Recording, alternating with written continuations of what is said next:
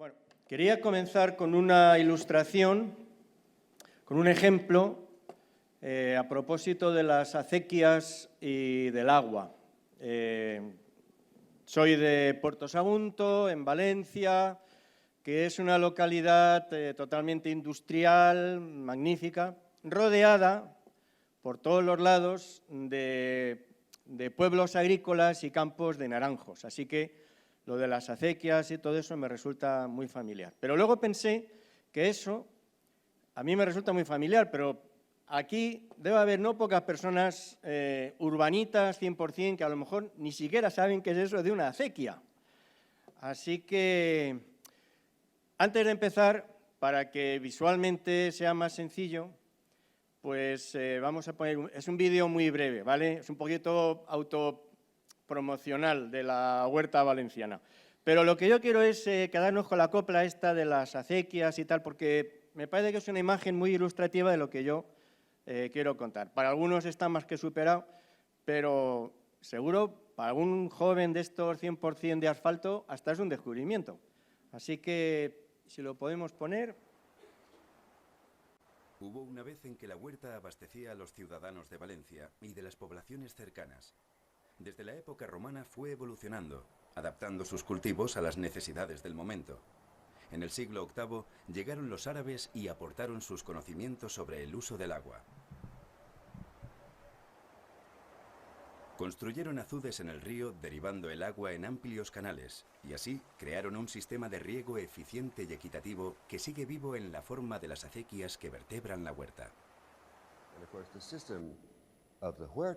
El sistema de riego de la huerta de Valencia es ingenioso porque no se tiene que medir el agua en metros cúbicos por segundo, ni por nada parecido. Es un sistema muy equitativo, en el que, de hecho, si un campo es 2 veces más grande que otro, recibe el doble de agua, pero sin tener que medir nada. Las acequias distribuyen el agua desde el río Turia hasta los campos en turnos diarios. 8 acequias madres se reproducen en múltiples canales cada vez más pequeños. De esta forma, con una sucesión de turnos establecidos, el agua viaja por todo el territorio de regadío, forma una extensa red de acequias y se reparte equitativamente con el máximo aprovechamiento, incluso para mover pretéritos molinos. Este sistema sigue siendo utilizado hoy en día en toda la huerta valenciana y es un referente para los expertos.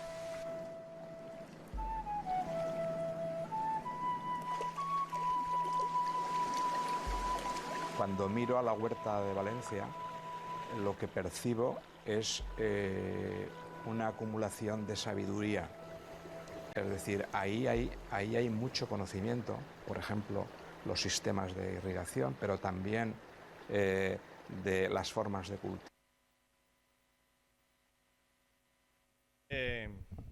Eso, que os quedéis con esa imagen y no hace falta tampoco mucha más información. Pero como dice el vídeo, efectivamente, en Valencia todavía el sistema básico de riego es el que dejaron los árabes. Siempre me ha hecho gracia eso de las invasiones de los árabes. 700 años. Somos más árabes todos nosotros que algunos árabes en la Meca. Así que, y en Valencia ni os cuento, lo que comemos y los nombres de todo, ¿no?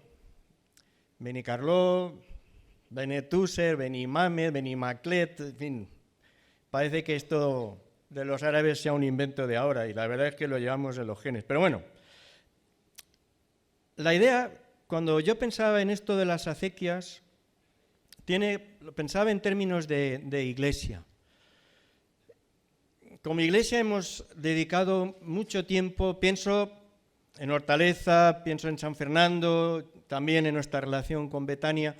Llevamos tiempo intentando organizar las cosas. Estamos en un tiempo nuevo, así que crece el número de personas, crecen los ministerios, eso hay que organizarlo. Es necesario encontrar una organización, una manera de funcionar que sea eficaz, que sea útil, que sea práctica. De alguna forma pues como con las acequias, si eso no está organizado, no es equilibrado, pues el agua viene y es un desastre, porque unas zonas las inunda, otras se quedan secas. Así que es necesario que nos organicemos y que nos organicemos de una manera eficaz y de una manera que resulte útil.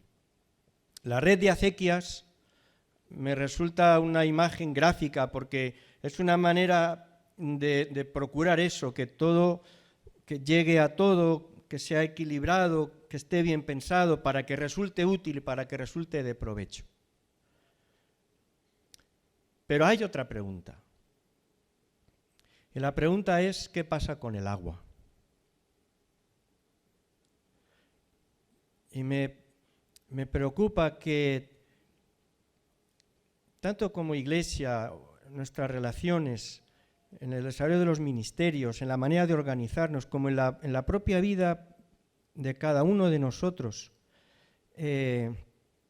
no prestemos también la atención necesaria al agua, porque si no hay agua, la red de acequias puede ser perfecta, puede ser maravillosa,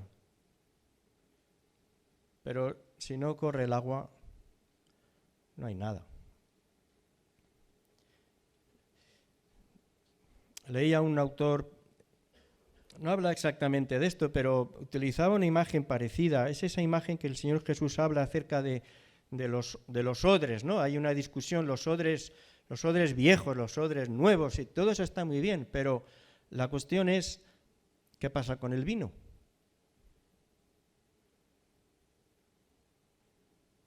Ya discutiremos si la madera ha de ser de roble francés o de roble americano, pero ¿y el vino?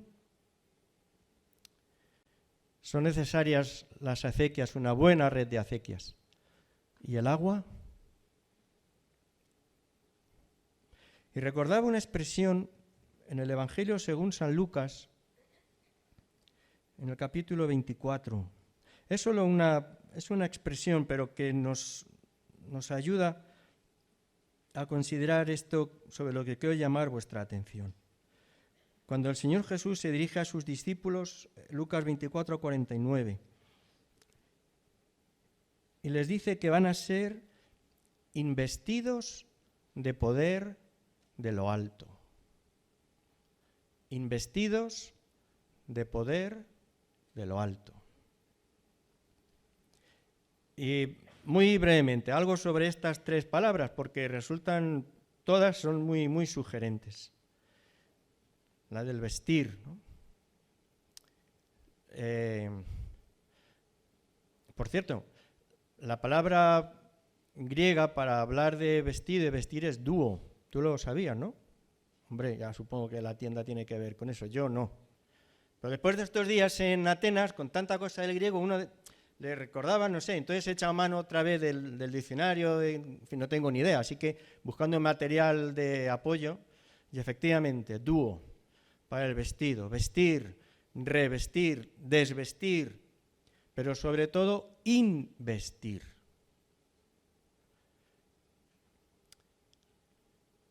Decía alguien, yo estoy en esa línea, pero ya sé que está muy fuera de juego, decía alguien que que solo encontraba dos sentidos, dos utilidades para el vestido, que eran ocultar la desnudez y proteger del frío.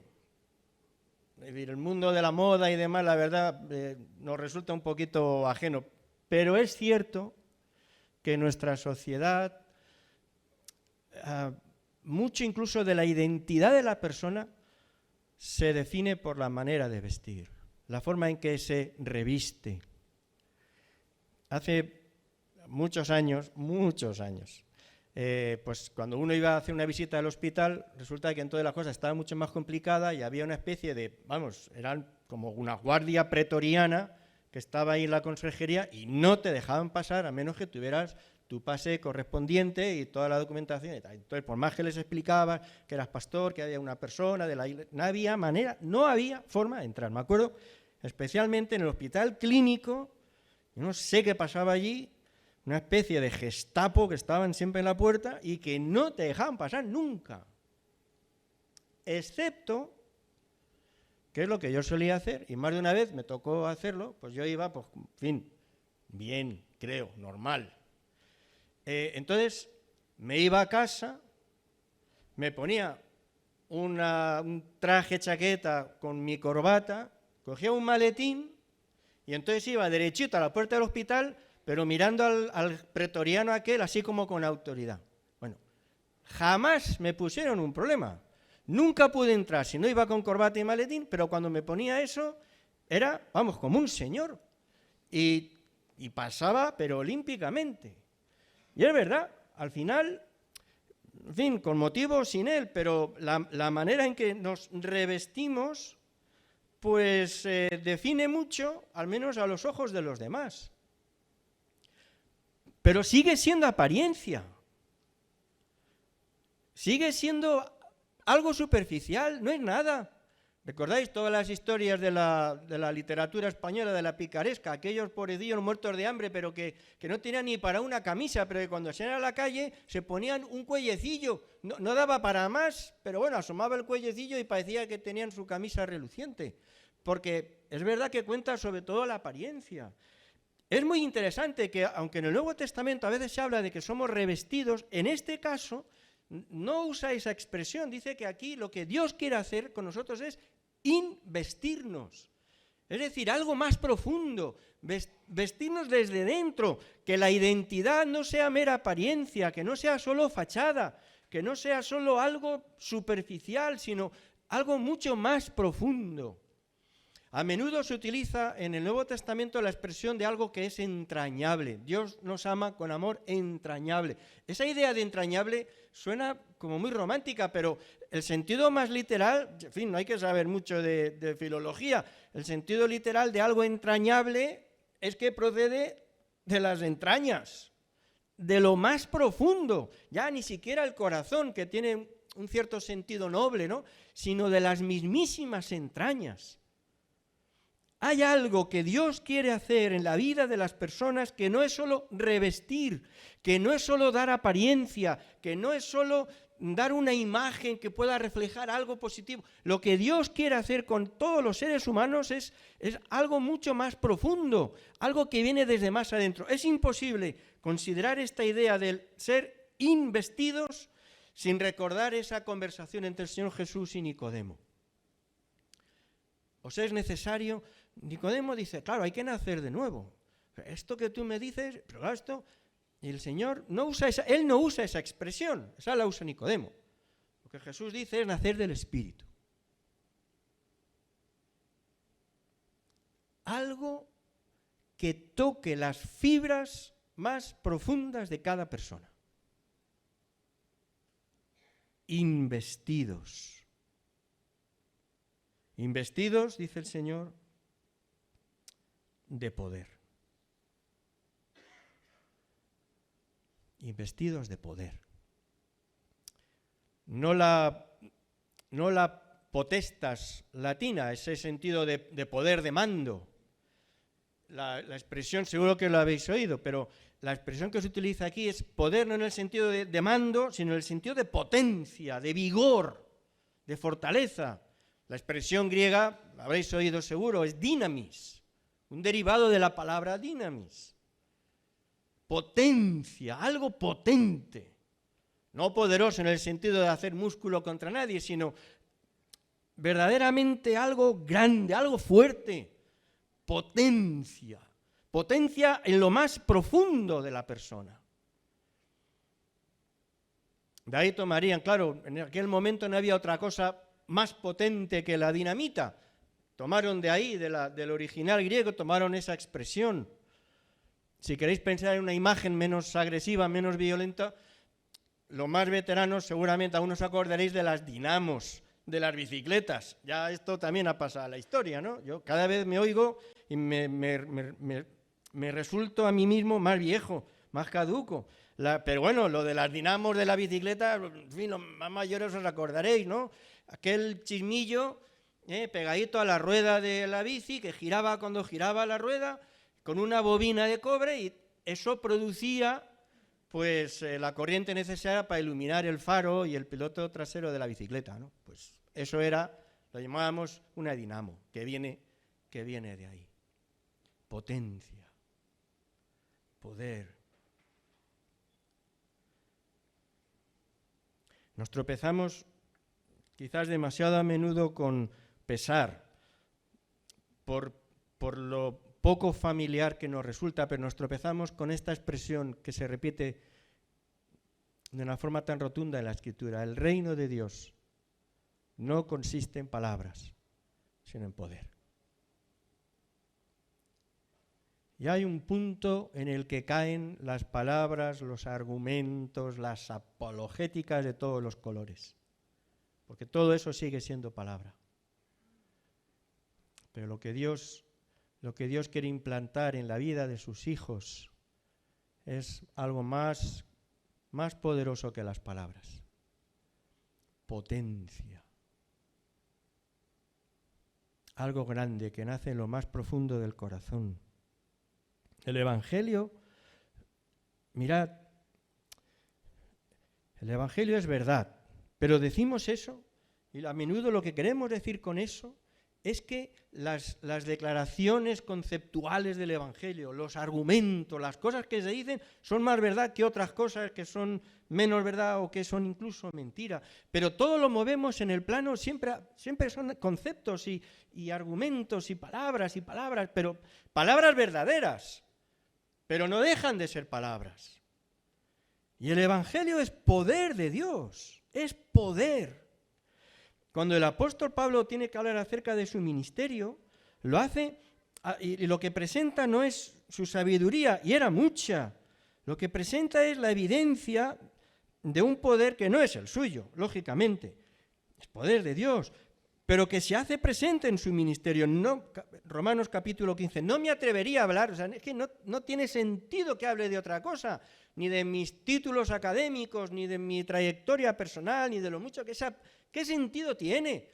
Yo de lo único que me puedo atrever a hablar es de lo que Cristo ha hecho por medio de mí, lo que ha hecho, con la palabra y con las obras, con potencia de señales, otra vez la dinamis, potencia de señales y de prodigios en el poder del Espíritu Santo. Y esa realidad, no filosofía barata, esa vivencia del propio apóstol, acordaos de quién estamos hablando, de un perseguidor del Evangelio, de un perseguidor de los cristianos, que iba casa por casa sacando de los pelos a la gente para meterlos en la cárcel, y que fue impactado no por un argumento, sino por el poder de Dios sobre su vida. Me encanta la manera en que Albert Camus decía aquello de que nadie ha dado su vida por el argumento ontológico de San Anselmo. Eso llena la cabeza, pero no conmueve el corazón. Y la experiencia poderosa que había experimentado el apóstol era la propia de los creyentes. Cuando escribe a los Corintios, aquellos cristianos que tenían tanto todavía por avanzar y por mejorar, sin embargo, les recuerda que ellos mismos han vivido algo de esa realidad. Capítulo 6, versículo 9, hablando acerca de que no hay lugar en la cercanía de Dios con fornicarios, idólatras, adúlteros, ladrones, borrachos, maldicientes. Por cierto, líbrenos el Señor del cáncer de los chismosos, los maldicientes. Y todo esto erais algunos, pero ya no lo sois. Ya habéis sido lavados, y ya habéis sido santificados, y ya habéis sido justificados. Ya no soy lo que fui. Esa expresión tan sencilla es la mayor declaración del poder del Evangelio. Que ya no soy lo que fui. No que ya no creo lo que creía, sino ya no soy lo que fui.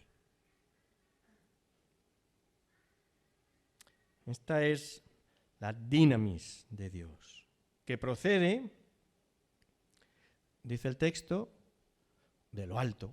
¿De dónde va a proceder? De la sabiduría humana, de la inteligencia, del esfuerzo de la voluntad. No, Esto viene de Dios, de lo alto. Todas las veces que se utiliza esta expresión ipsos en griego, todas estas veces que se utiliza en el Nuevo Testamento, siempre remite a Dios. A veces se usa para referirse al Altísimo, es Dios.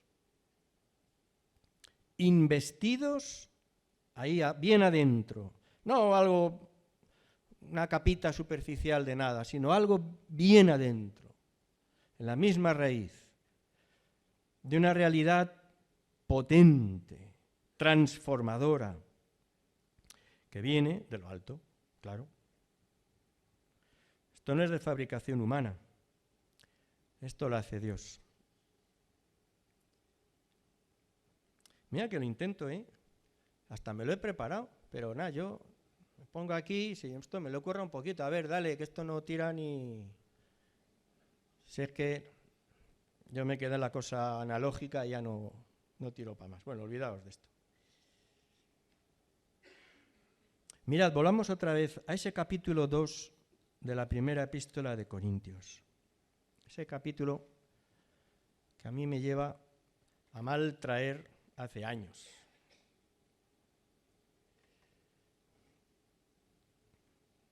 Capítulo 2, versículo 1. ¿Qué es esto? Es esto. Es verdad. El sentido de las flechas. Sí, es que todo tiene explicación. Hermanos, cuando fui a vosotros para anunciaros el testimonio de Dios, no fui con excelencia de palabras o de sabiduría, pues me propuse no saber entre vosotros cosa alguna, sino a Jesucristo y a este crucificado, y estuve entre vosotros con debilidad y mucho temor y temblor, y ni mi palabra ni mi predicación fue con palabras persuasivas de humana sabiduría, sino con demostración del Espíritu y de poder, para que vuestra fe no esté fundada en la sabiduría de los hombres, sino en la dinamis de Dios, en el poder de Dios. Investidos de poder de lo alto. El poder del Espíritu Santo. Ese es el ministerio y la obra que solo el Espíritu Santo de Dios puede realizar entre nosotros. Y dicho todo esto, estamos solo en la mitad de lo que yo quiero compartiros y el texto nos indica. Vamos a volver al Evangelio de Lucas, vamos a volver al capítulo 24, pero vamos a leer un poquito antes. Vamos a leer a partir del versículo 44. Es el tiempo de la despedida de Jesús con sus discípulos. Y esto es lo que les dice. Estas son las palabras que os hablé estando aún con vosotros, que era necesario que se cumpliese todo lo que está escrito de mí en la ley de Moisés, en los profetas y en los salmos, y les abrió el entendimiento para que comprendiesen las Escrituras, y les dijo, así está escrito, y así fue necesario que el Cristo padeciese y resucitase de los muertos al tercer día, y que se predicase en su nombre el arrepentimiento y el perdón de pecados en todas las naciones, comenzando desde Jerusalén. Y vosotros sois testigos de estas cosas. He aquí yo enviaré la promesa de mi Padre sobre vosotros, pero quedaos vosotros en la ciudad de Jerusalén hasta que seáis investidos de poder de lo alto. ¿Para qué? Para cumplir la misión a la que Jesucristo llama a su iglesia. Es que si no incluimos este factor, entonces todo se queda en espectáculo, en autocomplacencia, en engorde propio. Y entonces la vida del cristiano se diluye en los afanes de la vida, y el ministerio de la Iglesia se consume en el propio consumo interno, y entonces todo se distorsiona y todo se hace incomprensible. Vestidos desde lo más adentro de potencia de Dios, para cumplir la misión a la que Dios nos ha encomendado. La Iglesia es una comunidad de fe, es decir, personas que participan de las mismas creencias, y es también una comunidad de vida.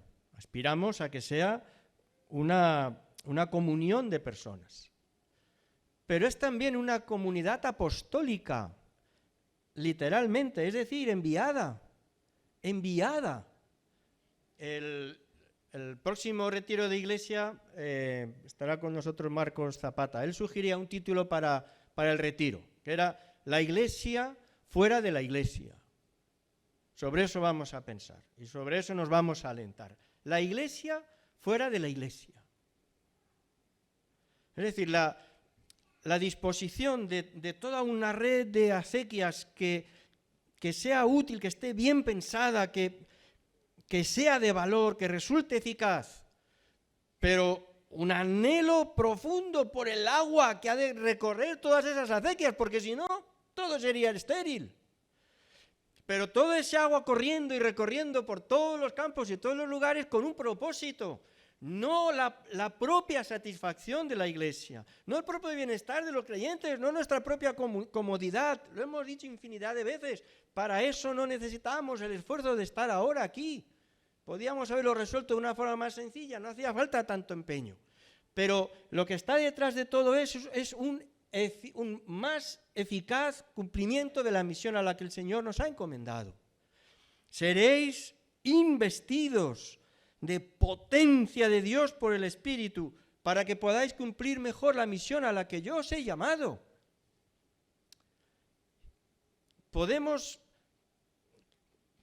desvirtuar nuestra propia condición como iglesia, que no es solo la del cuidado mutuo, nuestra propia edificación, sino convertirnos en herramienta de bendición, no solo ser cuidados entre nosotros, no solo, claro que también, pero además ser herramienta de Dios, más o menos brillante, sea de barro, sea de oro, da igual, pero recipientes de valor que puedan ser de provecho.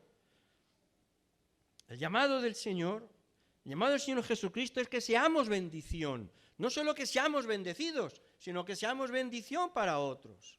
Y esa percepción de no solo ser servido, sino servir, eso cambia por completo nuestra percepción de lo que somos como iglesia y de lo que hacemos, el enfoque de todo, y sana de muchas enfermedades necias. Decían, es una imagen muy gráfica, aquello de que el águila que no vuela ensucia el nido, ¿vale? En fin, si el águila vuela, hará sus cositas por ahí, ¿vale? Y el nido estará en condiciones. Si no se mueve del nido, va a acabar de porquería hasta arriba. Cada vez que una comunidad se encierra en sí misma, se vuelca sobre sí misma, se entiende como receptora ella misma de todos los dones y de todas las capacidades, acaba al final enredada en 1000 necedades. Y ahí es donde brota otra vez el hierbajo del chisme, por cierto, que todo lo ensucia. Investidos de poder del Espíritu para desarrollar la misión a la que somos llamados, el anuncio de salvación. La palabra salvación es muy interesante. Dejad que termine aludiendo a esto. Es tan sugerente ese llamado que hace el Señor Jesús, hace el apóstol Pablo en la segunda epístola a los Corintios para resumir lo que es el mensaje del Evangelio. Dice, reconciliaos con Dios. Este es el ministerio que hemos recibido, el ministerio de la reconciliación. Y por eso decimos en el nombre de Jesucristo a todos los hombres y las mujeres del planeta, reconciliaos con Dios. No solo libraos del fuego del infierno, por favor. El concepto de salvación es un concepto enormemente rico y que afecta a todos los planos de la existencia, que supone... Hay un término sinónimo, pero, en fin, de forma literal, que es liberación. Salvación es liberación. En cuanto al pasado, de toda culpa de pecado.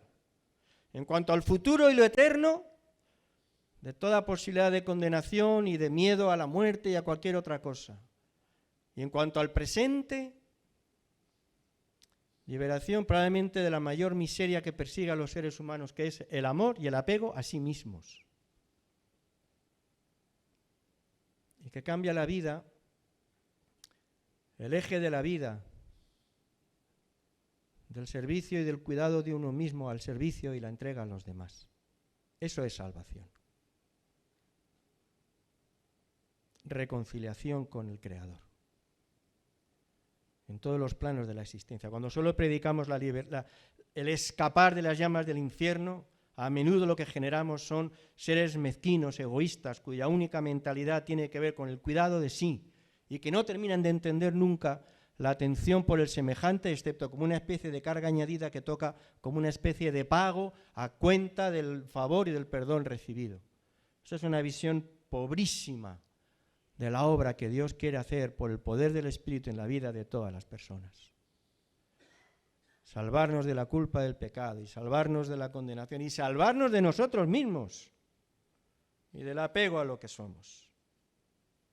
Para nosotros es esta misma misión como le fue dada a los primeros discípulos, y para nosotros es también la misma provisión de poder del Espíritu como le fue dada a aquellos hombres. Aquella fue la promesa y aquella fue la misión que el Señor les dio, y sigue siendo la misma promesa y sigue siendo la misma misión. Aquellos hombres se levantaron diciendo que eran testigos oculares, eran testigos de lo que ellos mismos habían visto. Nosotros no lo hemos visto, pero podemos testificar de lo que ese poder ahí dentro de nosotros ha producido en nuestras vidas. Por la gracia de Dios ya no soy lo que fui. ¿Puedes decir eso? Pues olvídate del argumento ontológico y cuenta esto a los que te rodean. Por la gracia de Dios ya no soy lo que fui. Aún no soy lo que quisiera ser. Pero como dice el apóstol Pablo, la gracia de Dios no ha sido en vano para conmigo. No la ha desperdiciado del todo. Hay una semilla, dice el apóstol Juan, una semilla, un cuerpo extraño, porque no es mío, pero algo precioso que ha puesto Dios en lo más profundo de mí, que ya no me deja ser lo que fui. Sois, dice el apóstol a los Corintios, sois carta de Cristo, que los hombres pueden leer. Escrita, fijaos, porque cada palabra tiene sentido, escrita no con tinta, sino con el Espíritu del Dios vivo. Aquí tenéis el agua. No hay otra, pero es suficiente. Cartas de Cristo escritas con el Espíritu del Dios vivo, no en tablas de piedra, no en lo superficial, no en lo aparente, sino en tablas de carne del corazón, adentro, bien adentro.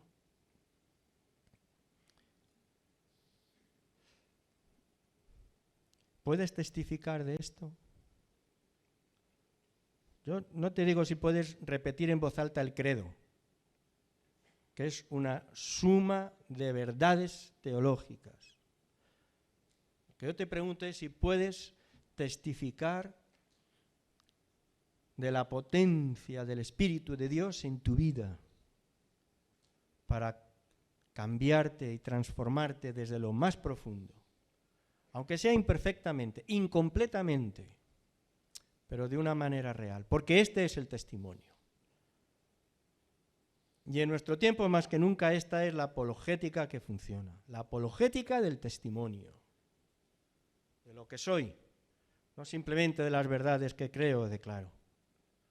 Esto era tan impactante que al principio recordáis cuando el apóstol Pablo quería compartir su testimonio con los propios cristianos, no tenía apenas oportunidad porque en cuanto veían su sombra salían todos corriendo porque le tenían miedo, porque tenían muy claro quién había sido. Pero él dice, es que ya no soy el que fui. La gracia de Dios el poder real del Espíritu Santo de Dios actuando bien adentro, desde lo más profundo, me ha transformado. No soy digno de ser llamado discípulo, y menos aún apóstol. Pero el poder de Dios no ha sido en vano sobre mi vida. Y cuando pienso en nosotros como iglesia, en la congregación aquí en Hortaleza, con tantas cosas nuevas, va a hacer pronto 1 año que estamos aquí. Dios mío, cuántas cosas han cambiado, algunos estropicios también, y cuánto esfuerzo habéis hecho todos. Me parece admirable. Y lo digo completamente, de verdad, aquí ya sabéis que no regalamos flores. ¡Qué esfuerzo por adaptarnos a tantas cosas nuevas y tanto todavía por hacer y tanto por ajustar y tanto por reorganizar! Es necesario. No podemos funcionar como funcionábamos antes, es que es imposible. Y seguramente hay cosas todavía, seguro que reajustar, pero eso es necesario. Y lo es en San Fernando y en la relación creciente con los hermanos de Betania. ¿Qué forma le podemos dar? Y cómo, pues habrá que darle vueltas porque queremos que sea algo útil. Y otra vez eso tiene que ver con la red de acequias para que la cosa cumpla su propósito. Pero anhelamos el agua. Esto anhelamos. Porque las acequias podemos hacerlas nosotros. Es cuestión de esfuerzo, de empeño y en eso estamos. Pero el agua la pone Dios. El agua tiene que ver con la obra del Espíritu Santo de Dios. El Espíritu de Dios que, llamado a derramarse y a completarse en la vida de todos nosotros y en medio de la Iglesia. Esto anhelamos. Mi convicción particular, y ya sabéis que eso siempre es subjetivo, así que no podemos hacer mucha insistencia, pero mi sentido más profundo para con mi propia persona en este tiempo que Dios me dé por delante de vida, y yo creo que también para la Iglesia, es buscar los manantiales de donde procede este agua, que llena las acequias, que después se distribuye por todos los campos, que riega, que aprovecha los cauces hechos. Sin ellos el agua se desparramaría, pero que aprovecha los cauces para empapar la tierra, para producirle fruto, para bendecir nuestras vidas y para renovar la visión de nuestra misión, anunciando la vida que viene de Dios para todas las personas. Sí, para librarles de las llamas del infierno, pero sobre todo para darles vida en plenitud, en todos los planos de su existencia, en el presente, en el futuro y en la eternidad. Me gustaría tanto que como Iglesia hiciéramos de esto nuestro clamor. Un clamor que Dios mismo tiene que despertar en nosotros. Tampoco eso se fuerza ni se obliga. Hasta eso lo da Dios. El querer como el hacer. Y esto demandamos, y esto deseo para todos vosotros y desde luego para mi vida también. Amén. Que Él los guarde.